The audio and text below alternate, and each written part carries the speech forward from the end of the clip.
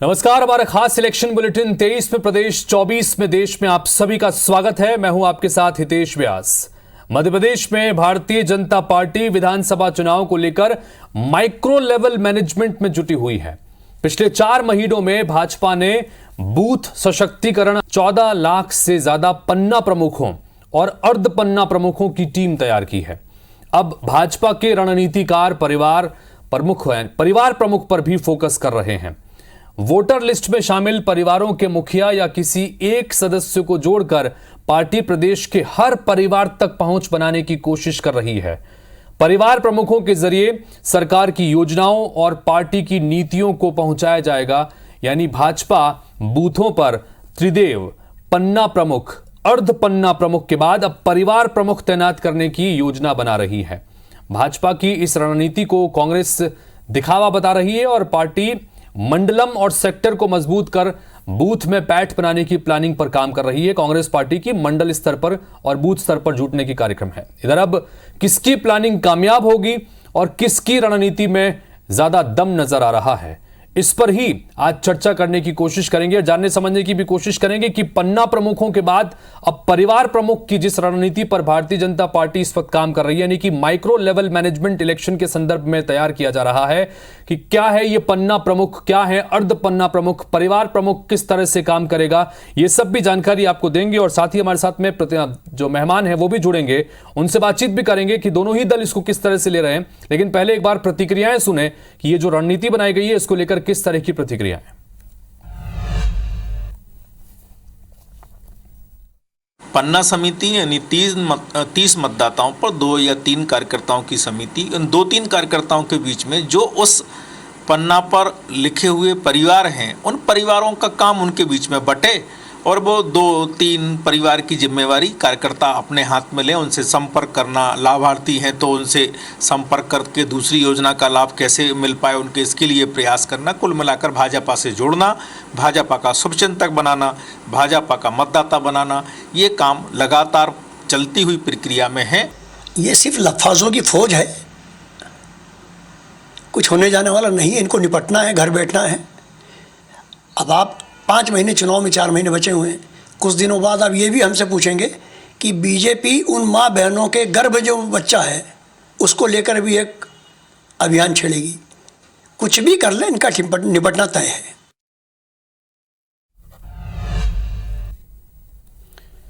तो भारतीय जनता पार्टी के नेता ये कह रहे हैं कि माइक्रो लेवल पर जाकर मैनेजमेंट किया जा रहा है ताकि ज्यादा से ज्यादा लोगों तक पार्टी पहुंच सके और पार्टी की तमाम जो नीतियां हैं उसको एक एक व्यक्ति तक पहुंचाने की कोशिश, और उसी रणनीति के तहत एक चीज चल रही है। तो दूसरी तरफ कांग्रेस पार्टी ये कह रही है कि निपटना इनका तय है, ये कुछ भी कर ले कुछ काम नहीं आएगा। बहरहाल इन सबके बीच में 2 मेहमान हमारे साथ में जुड़ गए हैं। हमारे साथ में कांग्रेस पार्टी के प्रवक्ता सुदेश शर्मा जी जुड़ गए हैं। सुदेश जी, स्वागत है आपका। और वरिष्ठ पत्रकार सरमन नगेले जी इस वक्त हमारे साथ में जुड़ गए हैं। आप दोनों का बहुत बहुत स्वागत है। थोड़ी देर में हमारे साथ में भारतीय जनता पार्टी की प्रवक्ता नेहा बग्गा भी जुड़ेंगी, उनसे भी बातचीत करेंगे। शुरुआत सुदेश जी आपसे, क्या प्रतिक्रिया आपकी, क्योंकि जाहिर तौर पर भारतीय जनता पार्टी ने जिला अध्यक्षों के बाद मंडल अध्यक्ष, मंडल के बाद बूथ मैनेजमेंट, मेरा बूथ सबसे मजबूत, बूथ के बाद पन्ना, पन्ना के बाद अर्ध पन्ना और अब सीधे परिवार प्रमुख, यानी कि माइक्रो लेवल मैनेजमेंट की तैयारी भारतीय जनता पार्टी ने की है। क्या रणनीति इसको लेकर और क्या प्रतिक्रिया आपकी? देखिए हितेश जी, बिल्कुल स्पष्ट है। इनके तत्कालीन भाजपा अध्यक्ष रमेश शाह जी 2018 में यहाँ आए थे और आकर कहा था आपकी बार 200 पार। हश्र क्या हुआ था सबने देखा। इनको विश्व की सबसे बड़ी मिसकॉल वाली पार्टी कहा जाता है, लेकिन मिसकॉल का सबसे बड़ा लॉस 2018 में देखने को मिला मध्य प्रदेश में, और केंद्र ने इनको डांट फटकार भी लगाई। आज ये पन्ना प्रमुख की बात कर रहे हैं, अर्ध पन्ना प्रमुख की बात कर रहे हैं। इनका तो बूथ सबसे मजबूत वाला कार्यक्रम जब चला था तो इनका कार्यकर्ता बूथ पर जाने को तैयार नहीं था, क्योंकि इनका देव दुर्लभ कार्यकर्ता इनसे दूर जा चुका है। इनने विकास यात्रा निकाली, 160 विधानसभाओं पे इनके विधायकों को जनता ने खदेड़ दिया, क्योंकि विकास कुछ हुआ ही नहीं है। लफाजियां करने से काम थोड़ी चलने वाला है। अरे काम तो धरातल पर कुछ होता। भ्रष्टाचार में आकर डूबी है सरकार। आज ही हम देख रहे थे, एक इन्होंने बनाया, टंकी बनाई पानी की बीना की किसी विधानसभा में, और वो उस गाँव में बमोरी गाँव में पानी भरने के पहले ही वो धराशायी हो गई, भ्रष्टाचार की भेंट चढ़ गई। महाकाल लोक की अगर बात करें तो वहाँ साढ़े 800 करोड़ की योजना को इस तरह से पलीता लगा दिया, भ्रष्टाचार की भेंट चढ़ा दिया। हमारे देवों वेदों में, ग्रंथों में, पुराणों में सब में निर्मित है, लिखा हुआ है, वर्णित है कि हम कभी भी कोई देवी देवताओं की प्रतिमाएं लगाएं तो या तो पत्थर की हो या संगमरमर की हो। इन्होंने फाइबर की लगा करके भ्रष्टाचार की भेंट चढ़ा दी है हमारे महाकाल लोग को। लेकिन सुदेश जी कांग्रेस पार्टी भी मंडलम स्तर पर, सेक्टर स्तर पर लगातार अपने कार्यकर्ताओं के पास जाने की, लोगों से जुड़ने की कोशिश में कांग्रेस पार्टी भी लगी हुई है। अब ऐसे में भारतीय जनता पार्टी इतने माइक्रो लेवल पर अगर जा रही है तो क्या ये चुनौती नहीं है आपके लिए कि भाई जो भी चीजें हैं वो आम व्यक्ति तक अगर जुड़ने की कोशिश कर रहे हैं अपने कार्यकर्ताओं के जरिए, तो क्या ये चुनौती नहीं बनेगा आपके लिए?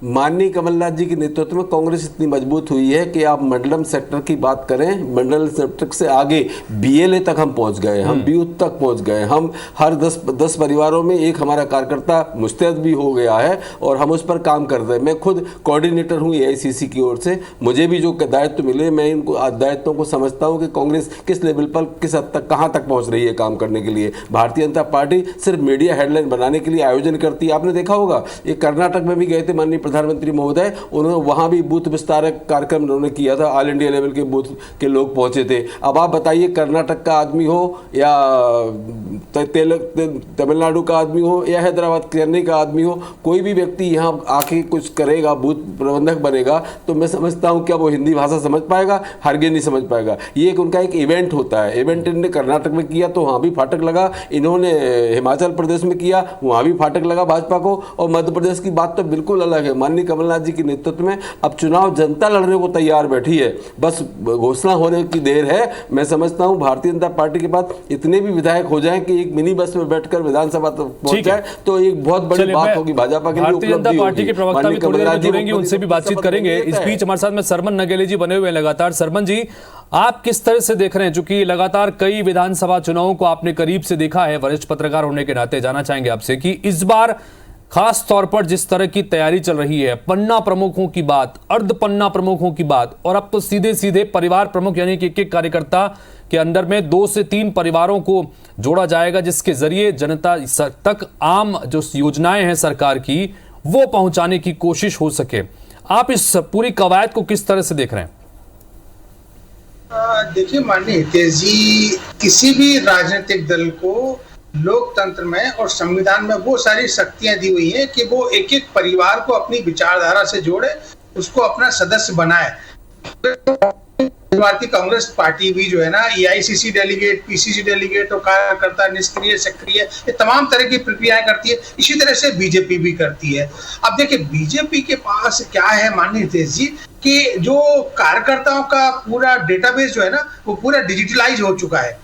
यदि आज बीजेपी चाहे अभी 2 घंटे के अंदर कि हमको राज्य के सीए जो हैं उनके साथ में कोई मीटिंग करना है, तो उनकी जूम मीटिंग या वेबएक्स पे या उनकी गूगल मीट पर या वीडियो कॉन्फ्रेंसिंग के माध्यम से मीटिंग हो सकती है, क्योंकि उनके पास में पूरा डेटाबेस उन्होंने जुटा लिया है इतने वर्षों में और वो लगातार जुटा रहे हैं। तो देखिए इनका अपना कार्यकर्ता और इनकी अपनी विचारधारा के लोग जो है ना, मतलब विभिन्न क्षेत्रों में सभी तरह का डेटा इनके पास तैयार है, चाहे वकील हो, चाहे पत्रकार हो, चाहे नेता हो, व्यापारी हो, चाहे दूसरी डॉक्टर हो, चाहे इंजीनियर हो। तो ये यदि चाहे तो कुछ भी कर सकते हैं और कर भी रहे हैं, ये करना उनका अधिकार भी है।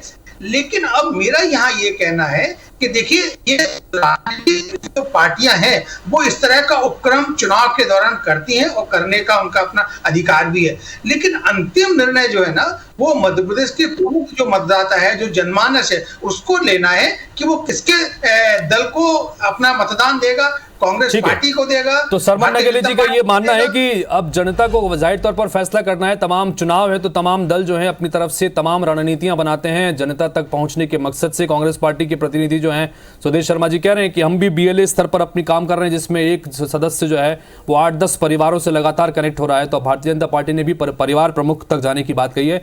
नेहा बग्गा जी हमारे साथ में जुड़ गई हैं। नेहा जी, जानना चाहेंगे आपसे कि हम चर्चा कर रहे हैं कि अब भारतीय जनता पार्टी ने जो रणनीति बनाई है परिवार प्रमुख तक पहुंचने की, यानी पन्ना प्रमुख से होते हुए अर्ध पन्ना प्रमुख और अब परिवार प्रमुख तक, क्या रणनीति है, किस तरह का मकसद है? कांग्रेस पार्टी ने जो क्या कहा वो भी मैं आपसे पूछूंगा सवाल, लेकिन पहले मकसद जानना चाहेंगे आपसे। देखिए हितेश जी, भारतीय जनता पार्टी निरंतर अपने संगठन को गढ़ने में कार्यरत रहती है और पूर्व में भी आपने देखा कि जैसे जैसे युग बदला, डिजिटलाइजेशन की तरफ हम बढ़े, तो भारतीय जनता पार्टी विश्व का जो सबसे बड़ा दल है उसने अपने आप को डिजिटलाइज किया, अपने कार्यकर्ताओं को डिजिटल माध्यम से रजिस्टर करने का काम किया है। अभी जो देश की सबसे पुरानी पार्टी है यानी कि कांग्रेस पार्टी, जो विलुप्तीकरण की ओर आगे बढ़ गई है, वो जब समीक्षा करती है भारतीय जनता पार्टी के संगठन की, तो मुझे लगता है कि जनता को भी इसको सुन के हंसी आती होगी, क्योंकि जिनकी जिले इकाई का पता नहीं है, आज जिला अध्यक्ष की नियुक्ति होती है और 24 घंटे पूर्ण नहीं होते और उस जिला अध्यक्ष को हटा दिया जाता है। ये एक जिले का मामला नहीं है, अनेकों जिलों की स्थिति मध्य प्रदेश में यही है। वो समीक्षा कर रही है किसकी? उस दल की जो अपने संगठन के लिए ही जाना जाता है, जो संगठन को गढ़ने के लिए ही जाना जाता है। आपने देखा कि जब डिजिटलाइजेशन का फेज 1 चला तो लगभग हमने अपने बूथ अध्यक्ष ही 60,000 के आसपास बना दिए, और आज फेज 1 और फेज 2 मिलाकर देखेंगे तो आज बूथ पर जो हमारे अध्यक्ष हैं वो 62,979 है। तो ये तो भारतीय जनता पार्टी की ताकत है, वो बूथ अध्यक्ष भारतीय जनता पार्टी की ताकत है, वो पन्ना प्रमुख भारतीय जनता पार्टी की ताकत है, वो पन्ना समिति भारतीय जनता पार्टी की ताकत है। लेकिन नेहा जी आपके जुड़ने से पहले स्वदेश शर्मा जी से हमने सवाल पूछा तो वो ये कह रहे हैं कि भारतीय जनता पार्टी का कार्यकर्ता पार्टी से दूर हो चुका है, अब इसलिए पार्टी उन कार्यकर्ताओं तक पहुंचने की जुगत लगा रही है, कोशिश कर रही है। इस पर क्या प्रतिक्रिया आपकी?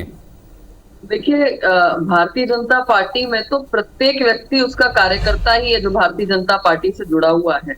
आदरणीय प्रधानमंत्री जी भी जो है वो अपने आप को कार्यकर्ता ही संबोधित करते हैं। आप मुख्यमंत्री जी को देखिए, अनेकों भारतीय जनता पार्टी के जो प्रशिक्षण वर्ग होते हैं तो मंच पे ना रह के कार्यकर्ताओं की तरह बैठकर उस वर्गों को अटेंड करते हैं। और अभी हमने ज्यादा दिन नहीं हुए, 2 दिन पूर्ण भी हमने देखा है कि किस तरीके से प्रधानमंत्री जी ने आकर बूथ के कार्यकर्ताओं को संबोधित किया, और वो 10,000 की संख्या में बूथ के कार्यकर्ता थे जो देश भर से जुड़े थे। तो ये भारतीय जनता पार्टी की कार्यप्रणाली है। और मध्य प्रदेश का जो संगठन है वो तो देश भर में जाना जाता है भारतीय जनता पार्टी का। उसी प्रकार से अब जब हम परिवार प्रमुख की ओर आगे बढ़े हैं तो आप सोचिए कि हम प्रत्येक परिवार के जो सदस्य हैं, जो उनके प्रमुख हैं, उनको अपने से जोड़ने का काम कर रहे हैं। और विभिन्न कार्यक्रम आपने अभी देखे होंगे, जिस तरीके से जनसंपर्क का कार्यक्रम चल रहा है, जनता का अपार उत्साह दिखाई दे रहा है। मुझे लगता है कि नेहा जी, कांग्रेस पार्टी के नेता तो ये कह रहे हैं कि अब तो चला चली की बेला आ गई है पार्टी के लिए, सरकार के लिए। अब कितना भी कुछ कर लें कोई इसका असर नहीं होने वाला, जमीन पर चाहे जितनी कवायद कर लें। देखिए, जनता ने बहुत करीब से देख लिया है कि जो तानाशाही रवैया कांग्रेस पार्टी रखती है, जिस तरीके से राजशाही रवैया रखती है, जिस तरीके से परिवारवाद को आगे बढ़ाने का रवैया रखती है, जनता उसको रिजेक्ट करती आई है। मध्य प्रदेश में जितने भी चुनाव आप उठाकर देख लीजिए पिछले 15-20 सालों के, भारतीय जनता पार्टी का वोट परसेंटेज हमेशा कांग्रेस पार्टी से अधिक रहा है। और इस बार तो सीटों की संख्या भी फिर से वापस भारतीय जनता पार्टी के ऊपर रहेगी। और साथ में जिस तरीके से हमने अपने कार्यकर्ताओं को गढ़ने का काम किया है, पन्ना बूथ, ठीक है स्वदेश जी, नेहा जी का सीधा सीधा कहना है कि पिछली बार भी वोट परसेंटेज बीजेपी का ज्यादा था और इस बार जो कवायद चल रही है माइक्रो लेवल पर जाने की, उसका असर यहाँ पर नतीजों में भी दिखेगा। 200 पार का जो टारगेट है वो जरूर पूरा होगा। क्या कहेंगे स्वदेश जी? देखिए, भारतीय जनता पार्टी के इवेंट को सब समझते हैं, पूरा देश जानता है इस बात को, लेकिन कभी कभी इस बात पे भी विचार होना चाहिए। मैं समझता हूँ आज विद्वान पत्रकार हैं, 4 से 6 साल में हुए चुनाव की जो स्थिति है देश की, वो समझने की ज़रूरत है। 2014 में माननीय मोदी जी आए, खूब अच्छी लहर चली, हिंदी बेल्टों में तो ज़बरदस्त चली, लेकिन उसके 4 से 6 साल के बीच में जो चुनाव आए, चुनाव विधानसभाओं के, उनमें देखिए आप, पंजाब में चुनाव आया, पंजाब हारे, दिल्ली हारे, मध्य प्रदेश हारे, राजस्थान हारे, छत्तीसगढ़ हारे, बिहार हारे, झारखंड हारे, तमिलनाडु हारे, तेलंगाना हारे, हिमाचल हारे, महाराष्ट्र हारे, पश्चिम बंगाल हारे, आंध्र प्रदेश हारे, केरल हारे, उड़ीसा हारे, मेघालय हारे, नागालैंड हारे, मिजोरम हारे, सिक्किम हारे और कर्नाटक अभी हारे।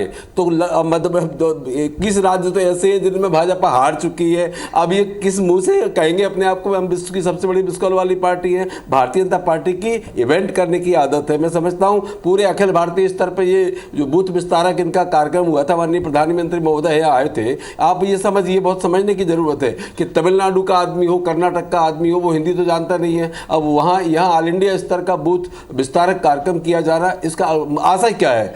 सिर्फ इवेंट, एक खबर जाना चाहिए। ये मीडिया के माध्यम से चुनाव जीतने की जो कोशिश है, मैं समझता हूँ ये जमीनी हकीकत के बिल्कुल इतर है। जमीनी हकीकत ये है कि माननीय मोदी जी अब गिर चुका है। कांग्रेस पार्टी कह रही है कि सिर्फ और सिर्फ इवेंट बंद कर रही है, जो बूथ विस्तारक का इतना बड़ा इवेंट यहाँ पर किया प्रधानमंत्री ने आकर। इस प्रकार की फहरिस्त जो है मैं भी गिना सकती हूँ। मणिपुर हारे, त्रिपुरा हारे, असम हारे, गुजरात हारे, गिनाइए। उत्तराखंड हारे। तो ये जो सूची कांग्रेस गिना रही है ना, ये कांग्रेस की तो इतनी लंबी है कि आप पूरे देश भर में अगर देखेंगे तो सिमट के 3.5 राज्यों में कांग्रेस बची हुई है, और जिसमें भी जो वादा खिलाफी का स्तर है वो सबसे ऊपर है। आप देखिए, कर्नाटक में कहा था कि बिजली हाफ करेंगे, 200 यूनिट तक के बिजली माफ, और 100 रुपए यूनिट तक बिजली माफ, और 200 यूनिट में हाफ करेंगे।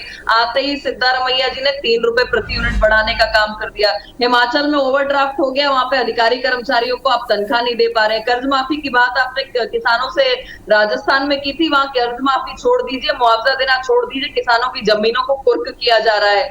छत्तीसगढ़ की आप स्थिति देखिए, शराबबंदी, गंगाजल हाथ में लेकर राहुल गांधी ने कहा था शराब बंदी करेंगे, क्या हुआ? 2000 करोड़ का घोटाला कर दिया है। तो कांग्रेस ने जिस एजेंडे को इन राज्यों में अपनाया था, ये अभी रिसेंट है, बहुत रिसेंट, जहां पे सरकारें चल रही है। जनता ने करीब से देख लिया कि कैसे आपने ठगी की है, कैसे मध्य प्रदेश में भी 15 महीने की सरकार जी, आपके माध्यम से मैं जानना चाहता हूँ, मध्य प्रदेश की जनता भी जानना चाहती है कि उमा भारती जी शराब की दुकानों में पत्थर फेंकती है, तो वचन थे, एक भी पूर्ण नहीं हुआ।